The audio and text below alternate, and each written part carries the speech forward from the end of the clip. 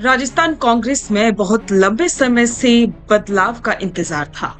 कई दिनों से कांग्रेस में लगातार मीटिंग्स हो रही हैं।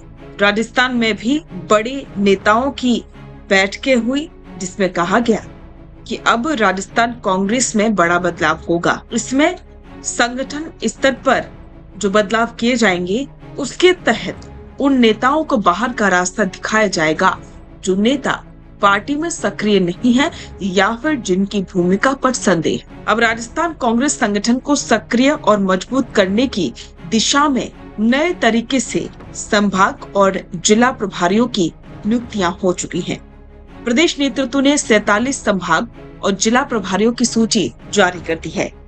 बदलाव के तहत कुछ जगह को छोड़कर प्रभारियों को इधर उधर ही लगाया गया है। कुछ प्रभारियों को हटाया गया है तो कुछ प्रभारियों को लगाया भी गया है। सबसे ज्यादा जिन्हें जिम्मेदारी मिली है वो नेता ओबीसी वर्ग से ही आते हैं। ओबीसी वर्ग से 18 नेताओं को प्रभारी की जिम्मेदारी सौंपी गई है। हाईकमान से परमिशन मिलने के बाद प्रदेश कांग्रेस नेतृत्व संगठन की मजबूती के टास्क में बहुत लंबे समय से लगा हुआ है। 200 विधानसभा प्रभारी लगने के बाद अब जिला और संभाग प्रभारियों में बड़ा बदलाव किया गया है। सभी 7 संभागों और कांग्रेस के संगठन के हिसाब से 40 जिलों में प्रभारियों की नए सिरे से नियुक्तियां हो चुकी हैं। चलिए आपको बताते हैं कि कांग्रेस ने कहां-कहां प्रभारी बदले हैं और कौन-कौन से जिलों में किन-किन को प्रभारी बनाएगी।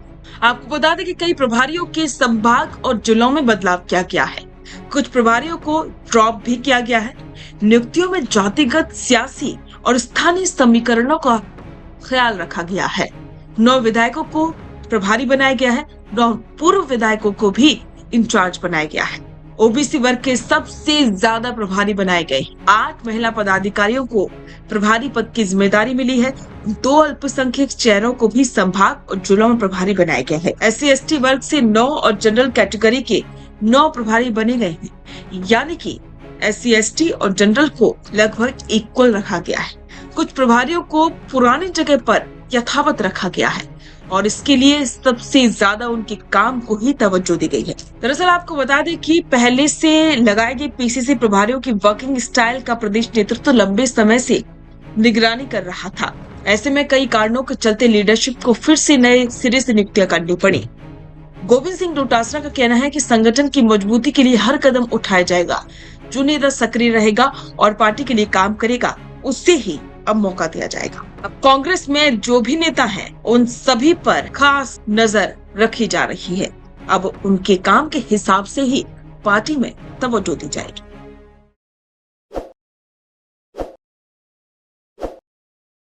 ताज़ा खबरों के लिए विजिट करें द फैक्ट इंडिया की वेबसाइट और डाउनलोड करें द फैक्ट इंडिया ऐप।